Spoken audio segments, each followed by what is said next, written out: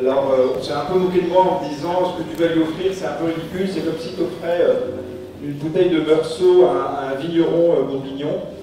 Mais j'ose quand même, parce que c'est un petit trésor, ce sont les sermons de Marcel Pagnol, de l'Académie française, couleur vert olive, et c'est truculent, c'est savoureux. Donc voilà. Merci.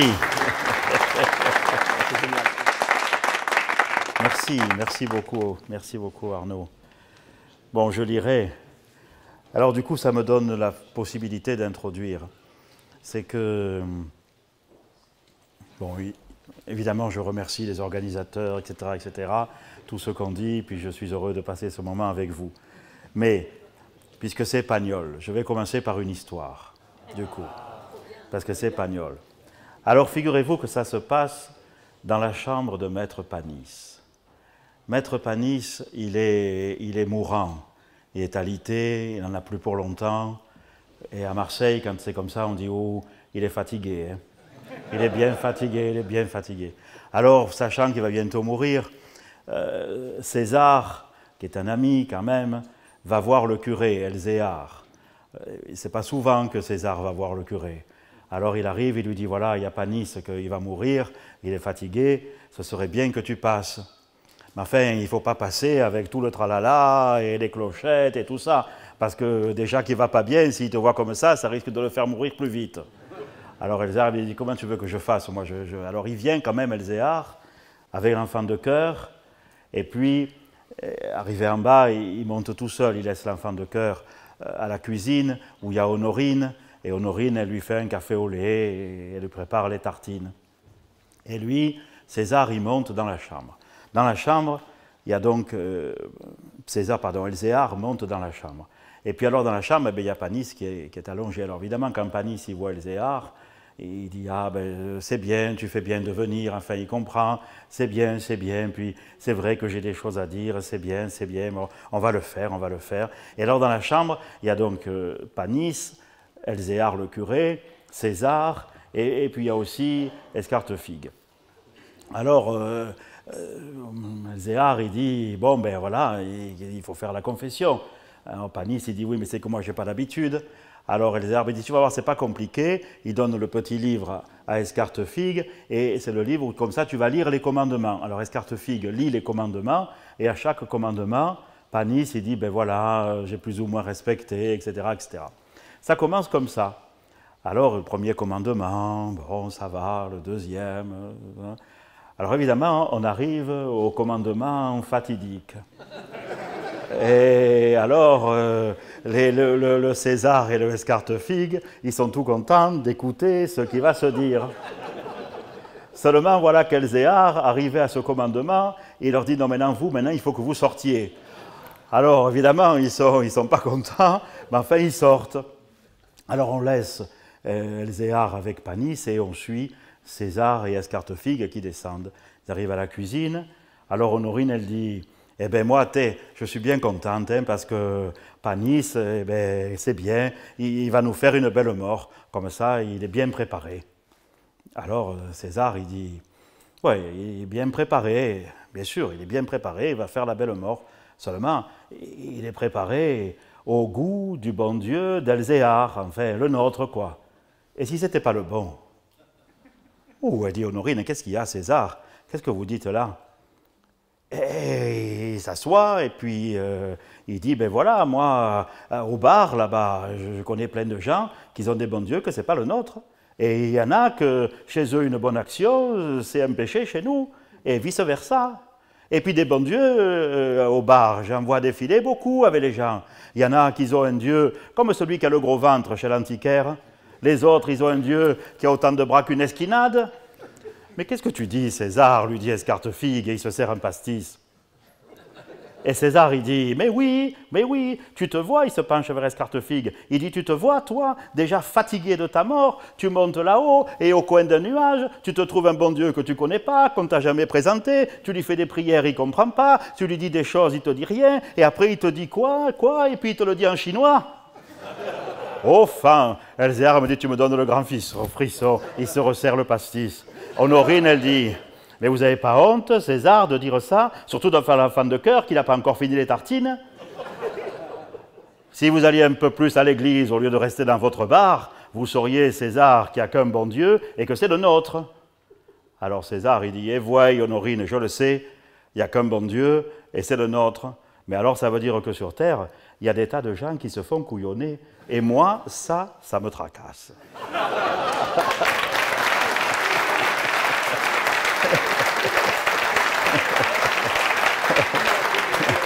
Merci pour Pagnol.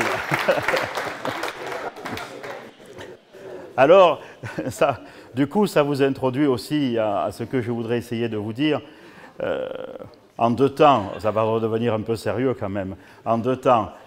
Mais enfin, ça vous dit les choses essentielles avec les mots du langage courant, quoi. Hein. C'est ce qui est fort chez Pagnol.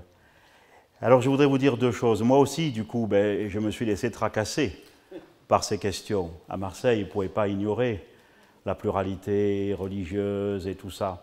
Et quand le séminaire où j'enseignais la dogmatique a fermé pour réunir les séminaristes dans un autre séminaire, l'archevêque de l'époque, qui s'appelait Kofi, Robert Kofi, m'a dit « Il faudrait que toi, tu cherches qu'est-ce qu'on peut faire pour avoir un institut de théologie à Marseille. » Alors moi, du coup, j'ai fait une petite enquête, j'ai regardé tout ça, j'ai consulté, et je lui ai dit, mais ce n'était pas un truc qui m'intéressait moi, je lui ai dit, voilà, je pense que si vous voulez faire un institut de théologie à Marseille, faites quelque chose qui prenne en compte et qui soit axé sur les questions, je ne lui ai pas dit les questions qui tracassent César, mais c'est les questions que pose à la foi chrétienne la pluralité des religions. À Marseille, on est bien placé pour voir que c'est important. Et Kofi me dit, ah ben c'est bien, parce que lui il était de Haute-Savoie, lui c'est pas la même chose. Hein. Il me dit, ah ben c'est bien, c'est une bonne idée, tu vas le faire toi. Je dis, mais moi je suis pas préparé, j'ai pas la formation, j'ai pas la compétence, et puis c'est pas un truc qui m'intéresse à première. Enfin bon, oui mais tu vas le faire toi. Et alors j'ai accepté, parce que ce Kofi, chez nous, Kofi est arrivé après Etchegaray. Etchegaray, il parlait, on était, comment dire, on était presque comme chez nous. Et Etchegaray est parti, il arrive Kofi. On montait voir Kofi à l'archevêché, nous on parlait et lui il disait rien. Et alors au début, ça vous fait un peu, quand on change d'évêque, c'est pas évident, hein. Et vous le savez comme moi, hein. Il disait rien. Alors bon, et puis en plus il avait la pipe. Alors il avait la pipe, et quand on lui posait une question, qu'il ne savait pas trop quoi répondre, il prenait le machin pour tasser, et il avait le temps.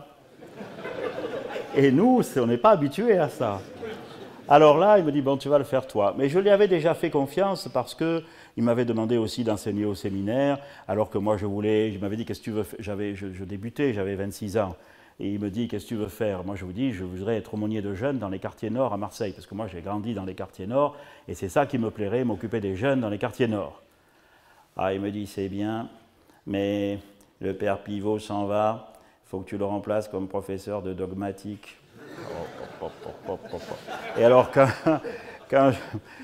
bon, mais qu'est-ce que vous voulez, j'avais 26 ans.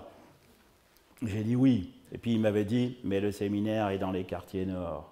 Ce qui était vrai. Alors bon, et je l'ai fait. Et ça a été des années extraordinaires. J'ai passé 5 ans comme prof de séminaire, et ces années-là, vous savez ce que c'est, certains, quoi. Enfin, puis on est tous passés par là aussi de l'autre côté. Mais enfin, dans son ministère, prendre soin des jeunes qui s'interrogent si c'est bien ça ou pas ça, faire du travail de haute couture, parce que c'est quand même ça, il n'y a pas 2 cas pareils, quoi, voilà. Donc ça a été merveilleux.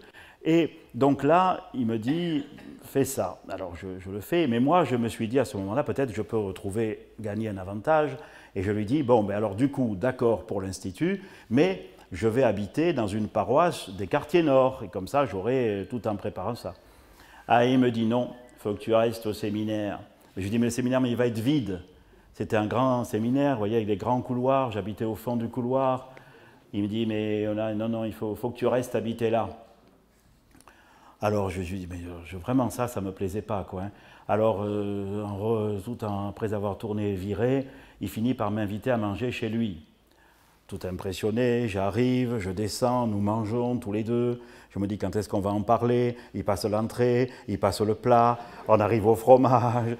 Je dis, bon. Alors je finis par lui poser la question. Et il me dit, ah non, non, non, il faut que tu restes habiter là, il faut que tu restes... Alors moi je lui dis, mais vous vous rendez pas compte, je suis au bout du couloir, quand moi je vais ouvrir les volets le matin, d'habitude tous les volets s'ouvrent, là je serai tout seul au bout du couloir, dans cette maison. Et il me dit non. Oh là là. Alors moi, je sors le dernier argument. Je lui dis, vous savez, moi, le célibat, c'est pas facile. Alors si vous me laissez tout seul là, au bout du couloir, je vous garantis rien. Après, je me suis dit, Aveline, qu'est-ce que tu viens de dire? Et lui, il a eu cette réponse.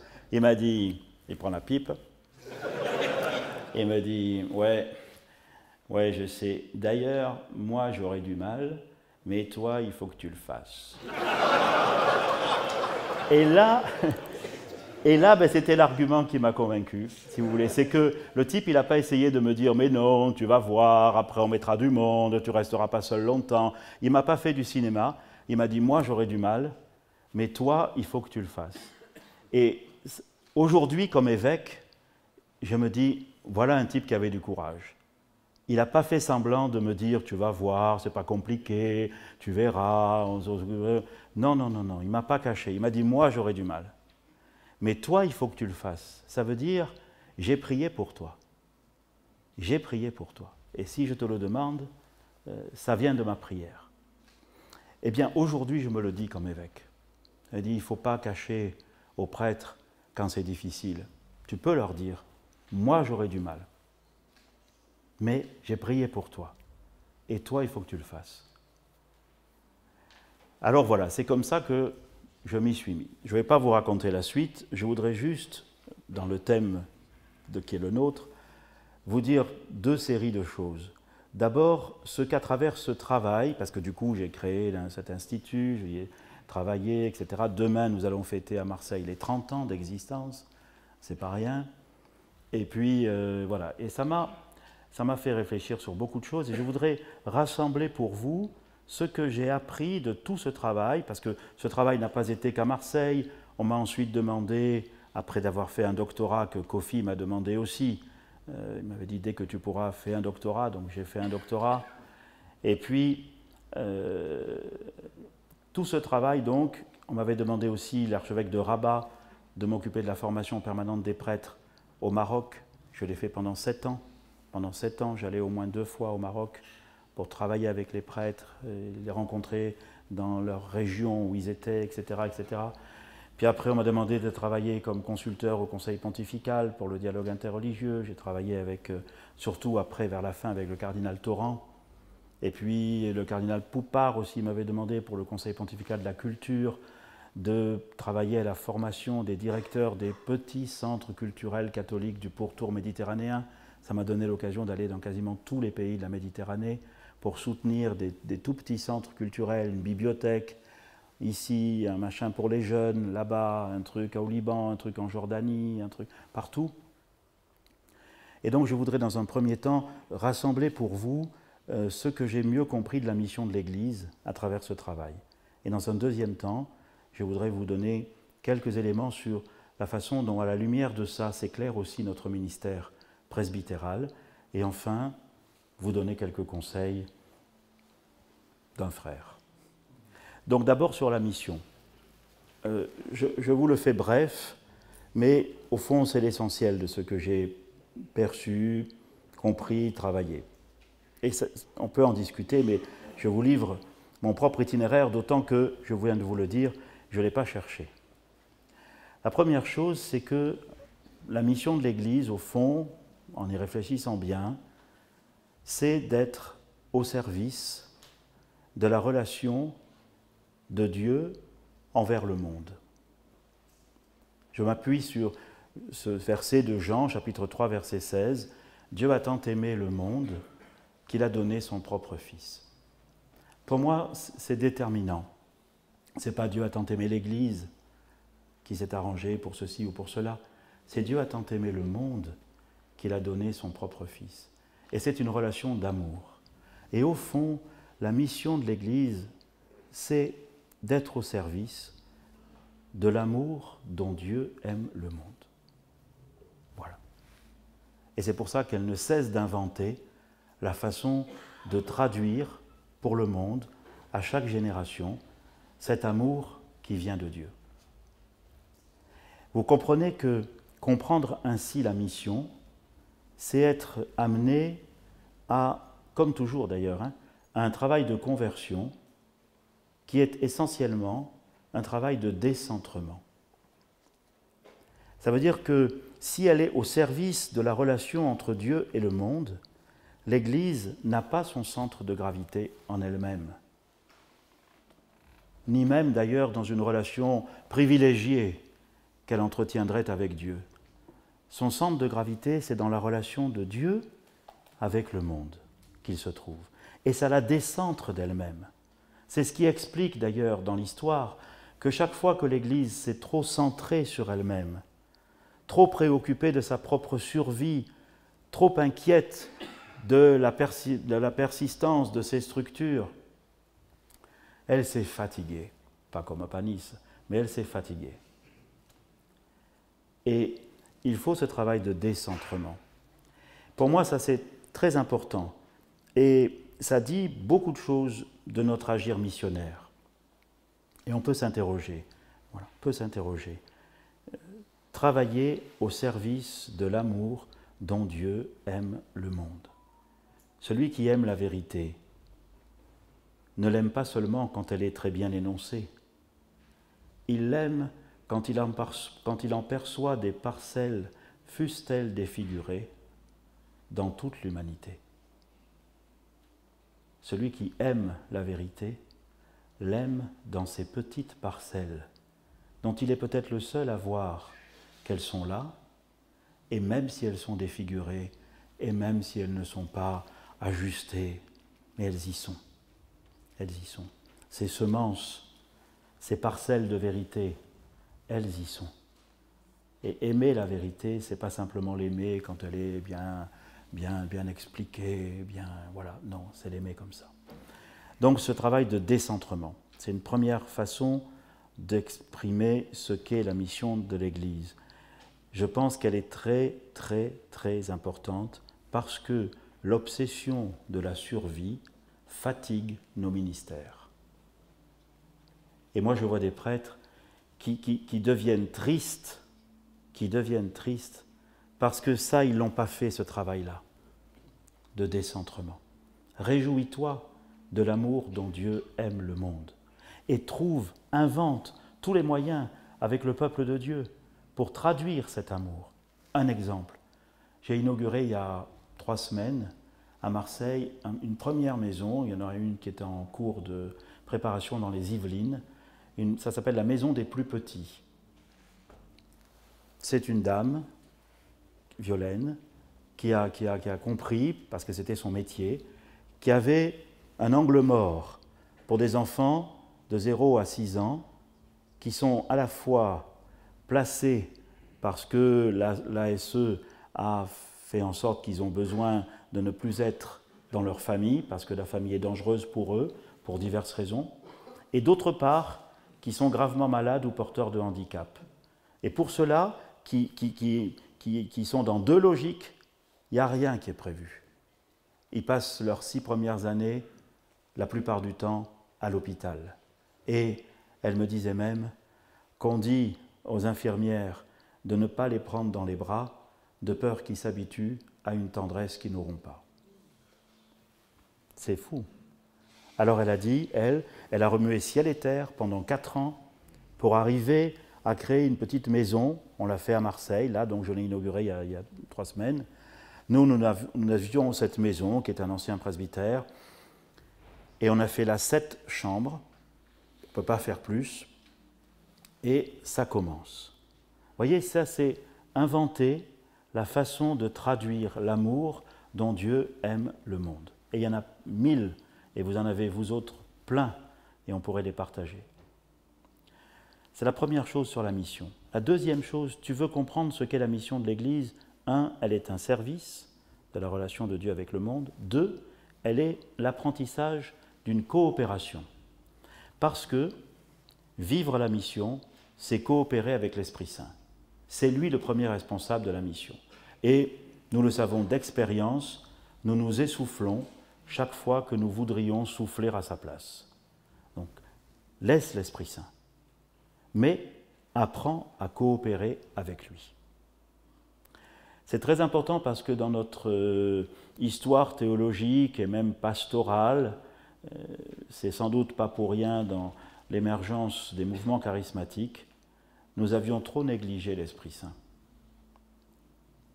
Mais l'Esprit Saint, ce n'est pas simplement le louer, c'est apprendre à coopérer avec lui. Ça veut dire que c'est l'Esprit Saint qui prépare le terrain.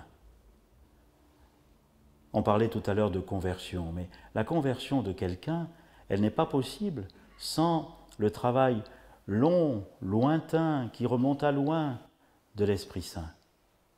Saint Jean-Paul II, vous vous rappelez, quand il arrivait quelque part, commençait par embrasser la terre, comme pour signifier que l'Esprit Saint a déjà soufflé sur cette terre bien avant que les pas des premiers missionnaires n'en aient foulé le sol. Ça veut dire, toi qui arrives là tout pimpant pour faire ta mission, oh, réfléchis, avant toi il y avait l'Esprit Saint, et c'est lui qui a préparé le cœur de ceux auxquels tu vas t'adresser. Regardez, Acte 10, avec Corneille, il fallait que Pierre se laisse aussi lui-même préparer le cœur. Et il fallait que Corneille aussi, l'Esprit Saint ait travaillé, pour qu'à un moment, la rencontre soit féconde. Ça veut dire aussi que l'Esprit Saint, c'est pour ça que l'Esprit Saint a besoin d'une église, et d'une église de témoins, et d'une église missionnaire, c'est-à-dire une église qui ne se contente pas de se réjouir de ceux qu'elle accueille le dimanche à la messe, mais qui va chercher les corneilles que l'Esprit Saint est en train de travailler. Et il faut des pierres pour parler aux corneilles. Enfin, vous avez compris, vous ne sortez pas la phrase du contexte. Mais il faut des pierres, il faut des apôtres, mais qui coopèrent avec l'Esprit Saint. Et dans notre ministère, il y a quelque chose qui est merveilleux, c'est que nous, le soir en rentrant, bien sûr, nous avons les gens que nous avons vus, que nous connaissons, etc., etc. Mais il y a tous ceux pour lesquels le Seigneur nous attend demain. Et dans notre prière du soir, nous pouvons lui demander que demain, nous ne manquions pas le rendez-vous avec les corneilles de demain. Que ceux que l'Esprit a travaillés, que nous ne manquions pas ce rendez-vous. Ça veut dire, dans ton agenda, garde de l'improviste. Si tout est rempli, comment veux-tu que l'Esprit Saint puisse compter sur toi? Je vous le dis, et je me le dis. Et je me le dis. Surtout maintenant. Mais il faut garder ça. Et vous voyez, si on va encore un peu plus loin, ça veut dire que rien dans l'histoire de celui que vous allez, ou celle que vous allez rencontrer demain, rien n'est à rejeter a priori. Parce que c'est par là que l'Esprit Saint la rejoint. C'est par sa vie, c'est par sa culture, voire par sa religion. Pour vous en convaincre, relisez Redemptoris Missio, numéro 28, du 7 décembre 1990. Je cite, c'est Jean-Paul II, je cite, « L'Esprit Saint est présent et agissant, non seulement dans les personnes, mais aussi dans l'histoire, dans les sociétés, dans les cultures et dans les religions. » Fin de citation. Toi, ne dis pas « Oh là là, son passé, il vaut rien ». Et non, l'Esprit Saint est allé le chercher là, même si c'était pour lui faire découvrir le Christ. Mais ne l'entraîne pas à négliger son passé, et pire, à le mépriser. Apprends-lui que le Christ apporte toute nouveauté en s'apportant lui-même, mais que cette nouveauté a été préparée par le travail de l'Esprit. Si je vais encore un tout petit peu plus loin, Apocalypse, je me tiens à la porte et je frappe. Si tu m'ouvres ton cœur, je ferai chez toi ma demeure. dans la rencontre dans laquelle est possible une conversion, tout se passe comme si c'est l'Esprit Saint qui, de l'intérieur, avait travaillé la serrure pour qu'elle s'ajuste à la clé. Mais c'est l'apôtre qui porte la clé. Voyez cette profondeur dans cette rencontre. C'est toi qui permets à la serrure de s'ouvrir parce que tu as la clé. Mais c'est l'Esprit Saint qui a travaillé de l'intérieur la serrure pour qu'elle s'ajuste à la clé. Moi, je me suis dit, peut-être c'est pour ça que Saint-Pierre, il est toujours avec les clés. Mais c'est ça. La mission, c'est ça. Coopérer avec l'Esprit Saint. Et du coup aussi, ça te libère. Qu'est-ce que tu veux? Ça te libère. Des fois, on croirait qu'il faut aller vite là parce que cette personne, elle n'est pas loin là pour le catéchuménat, et puis ça traîne. Mais laisse faire l'Esprit. Parfois, tu comprends, toi, dans ta prière, que l'Esprit a besoin que tu donnes le petit signal qui va aider cette personne à franchir la marche. Et en parlant de marche, vous le savez, dans notre ministère, on passe notre temps à ajuster, pas seulement les clés et la serrure, mais à ajuster les marches pour que chacun puisse monter. Combien de fois on fait ça? De diminuer la hauteur des marches pour que on puisse les gravir. Combien de fois on fait ça? Et c'est tellement beau dans notre ministère que de faire ça. C'est pour ça, qu'est-ce que vous voulez? On n'est pas des douaniers de l'au-delà. On n'est pas des gens qui mettent le visa pour ou contre le salut. D'ailleurs, ce n'est pas nous qui sauvons, c'est Dieu. Mais on est des gens qui aménagent l'escalier, qui s'occupent des serrures. On est des jardiniers qui vont chercher les petites fleurs, pas simplement les beaux parterres des jardins français, mais les petites fleurs des caniveaux, celles qui poussent sans que personne ne y ait mise, mais qu'il faut arroser, parce qu'elle vient du bon Dieu. La mission, c'est le service, un service de l'amour dont Dieu aime le monde, et ça nous décentre. La mission, c'est un apprentissage, l'apprentissage d'une coopération avec l'Esprit Saint.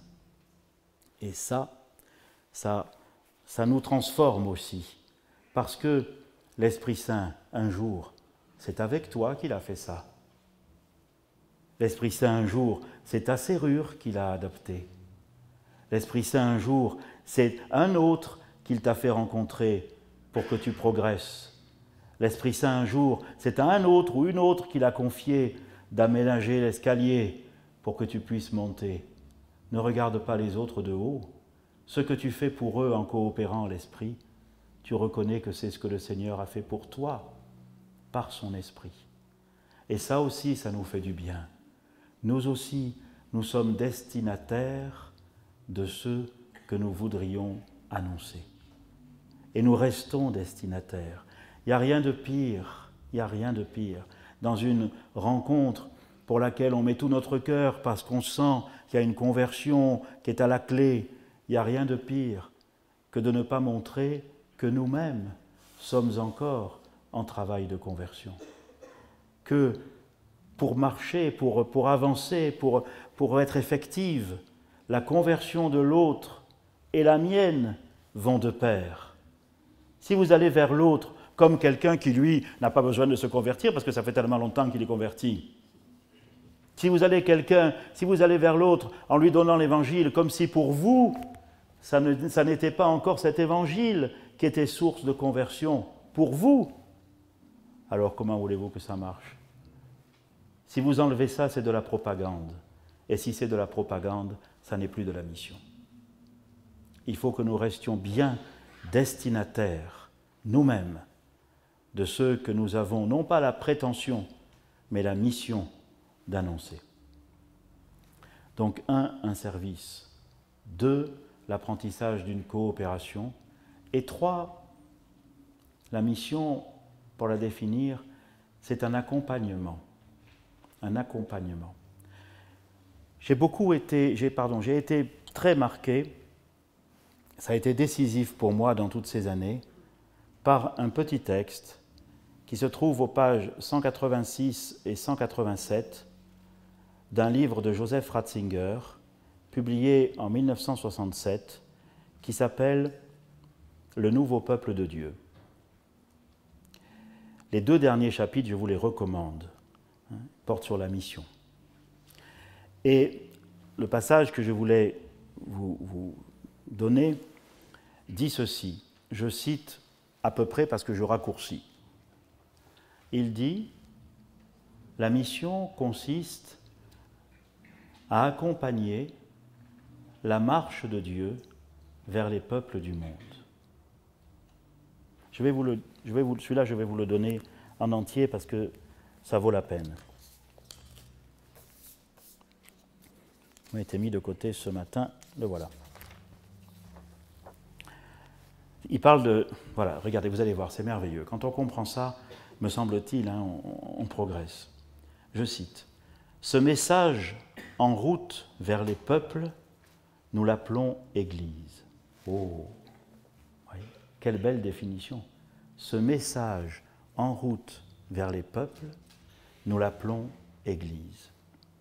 De ce rejet du message qui le rendit sans patrie et le força à être en route, naquit la mission qui coïncide ainsi en un sens très profond avec l'Église elle-même.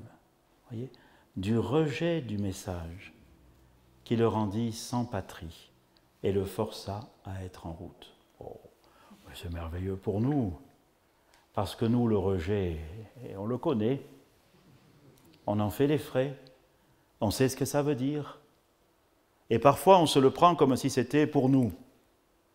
Mais t'inquiète pas, du rejet du message, depuis le début, c'est pas toi qui vas faire en sorte qu'il n'y ait plus de rejet. D'ailleurs, sinon, ça n'irait pas. De ce rejet du message qui le rendit sans patrie, et le força à être en route, naquit la mission. La mission naquit comme la nouvelle figure de la promesse. Ça aussi, la mission de l'Église, il nous faut la comprendre sur l'horizon de la promesse. La promesse faite à Abraham. Un jour viendra où en toi seront bénies toutes les nations de la terre. Un jour viendra où toutes les nations convergeront vers Jérusalem. Je continue, Ratzinger. La mission naquit comme la nouvelle figure de la promesse. La mission n'existe pas malgré la promesse, mais à cause de la promesse, comme son expression désarmée. Elle devrait se laisser pénétrer profondément par ce facteur de promesse qui ne supprime pas le commandement, mais délivre de toute crainte. Ça, si vous pouvez, méditez-le. La mission et la promesse. Ça nous redit quelque chose de très important, c'est que la foi chrétienne est greffée sur la foi juive. C'est que nos Bibles sont des reliures avec le Premier et le Nouveau Testament. Dans l'histoire de l'Église, souvent, on a voulu supprimer cette reliure parce qu'elle était trace d'une altérité et que nous voulions une identité. Et pourtant, c'est le mystère de notre foi que nous ne puissions décliner notre identité sans faire référence à une altérité qui lui est constitutive. Ça a commencé très tôt. Rappelez-vous, Marcion a été condamné en 144. Et c'était Marcion qui disait « Mais maintenant qu'on est chrétien, pas besoin de ces trucs juifs, il n'y a pas besoin, et même dans les Écritures du Nouveau Testament, on peut faire du tri. » Condamné en 144. Mais le virus du marcionisme n'a cessé de hanter l'Église, est revenu toujours, chaque fois qu'on avait besoin, pour je ne sais quelle raison, de ne pas accepter qu'une altérité ne soit constitutive de notre identité. C'est sur l'olivier de la foi juive, comme dit saint Paul, qu'a grandi la foi chrétienne.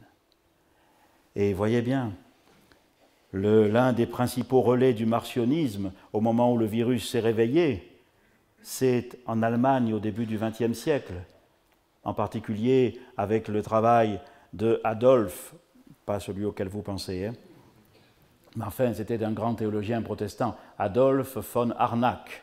Enfin, voilà, c'est comme ça qu'il s'appelait, peu cher, le pauvre. Hein. C'est pas ma faute. Hein. Il s'appelait Adolphe von Harnack. Et puis un certain nombre d'autres aussi qui ont donné le christianisme allemand. C'est-à-dire quand même cette forme de christianisme protestante, mais pas que protestante, qui a soutenu le national-socialisme et qui a fait tout ce qu'il fallait faire pour montrer que vraiment la foi chrétienne n'avait rien à voir avec le judaïsme et qu'il fallait justement encore l'en délivrer. Aujourd'hui, vous savez, ce ne sont pas des choses faciles à faire comprendre, hein, mais c'est très important. Si on perd cette dimension d'altérité que représente chez nous la foi juive, et on perd beaucoup. Scrutant son propre mystère, comme dit le Concile, Nostra Aetate numéro 4, l'Église comprend et s'interroge sur les liens qui l'unissent avec le peuple juif. Ça, c'est très important. Et alors du coup, le peuple juif est le dépositaire de la promesse. Et les dons de Dieu sont sans repentance. Ça veut dire que toi, chrétien, tu n'es pas le seul acteur de la réalisation de la promesse. Mais il y a une différence. Le peuple juif est chargé de croire en la promesse. Abraham, le Dieu de nos pères, etc., etc. Croire qu'un jour viendra où toutes les nations convergeront vers Jérusalem, où toutes les nations seront bénies en Abraham. Et voilà la marche des nations vers Jérusalem. Au peuple juif, il est demandé de croire en la promesse et de vivre dans le concret de sa vie les exigences de cette foi. Voilà pourquoi les 613 préceptes. Et voilà pourquoi nous devons avoir beaucoup de respect dans la contribution du peuple juif à la réalisation de l'œuvre du salut, à cause de la promesse. Mais aux chrétiens, à cette foi en la promesse, est ajouté le commandement de la mission, ce qui n'est pas le cas pour le peuple juif. Allez de toutes les nations, faites des disciples. Mais vous voyez, il faut comprendre le commandement de la mission sur l'horizon de la promesse. Et ce texte de Ratzinger, je vous fais grâce des pages précédentes, mais en espérant quand même vous avoir mis l'eau à la bouche pour aller les lire, vous verrez que, justement, il conjugue la marche des peuples vers Jérusalem, c'est la part des Juifs dans l'œuvre du salut, cette espérance, et l'accompagnement de la marche de Dieu vers les peuples du monde. Voilà la mission de l'Église, qui ne boucle pas tout ce qu'est la mission, mais elle est précise, accompagner la marche de Dieu vers les peuples du monde. Je finis le paragraphe. La marche de Dieu vers les peuples qui s'accomplit dans la mission ne supprime pas la promesse de la marche des peuples vers le salut de Dieu, cette marche étant la grande lumière qui brille à nos yeux en venant de l'Ancien Testament. Elle ne fait que la confirmer. Car le salut du monde se trouve dans la main de Dieu. Il vient de la promesse et non de la loi. À nous, et c'est la dernière phrase du livre, à nous, il nous reste le devoir de nous placer avec humilité au service de la promesse, sans vouloir être plus que des serviteurs inutiles qui ne font rien que ce qu'ils doivent. Voilà, texte merveilleux. Et vous voyez la mission, le service de la relation entre Dieu et le monde, l'apprentissage de la coopération avec l'Esprit Saint et l'accompagnement de la marche de Dieu vers les peuples du monde. J'ajoute encore une chose sur ce dernier point, c'est qu'on pourrait dire, et il me semble qu'on peut l'affirmer, que ce travail d'accompagnement de la marche de Dieu vers les peuples du monde, au fond, permet à l'Église, ou plutôt l'invite, à réaliser sa vocation de catholicité. La mission et la catholicité, ça va ensemble. Vous voyez, catholique, ça ne veut pas dire, ce n'est pas l'étiquette qui dit qu'on n'est pas protestant ni orthodoxe. C'est beaucoup plus que ça. C'est une des notes ecclésiologiques du credo. La catholicité de l'Église est pour elle non pas un statut, non pas un privilège, non pas une étiquette, mais une vocation. Elle est appelée à faire œuvre de catholicité. L'Église, moi j'ai appris ça en lisant le chapitre 7 de Catholicisme d'Henri de Lubac et aussi le chapitre 9.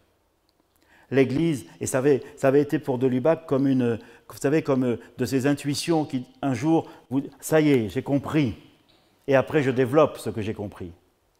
Mais de Lubac disait, mais au fond, quand ils sont sortis du Cénacle, qu'ils n'étaient pas nombreux, l'Église était déjà catholique. Mais au fond, quand Paul faisait le tour là, des villes, des bourgs et des bourgades de la Méditerranée orientale, l'Église était déjà catholique.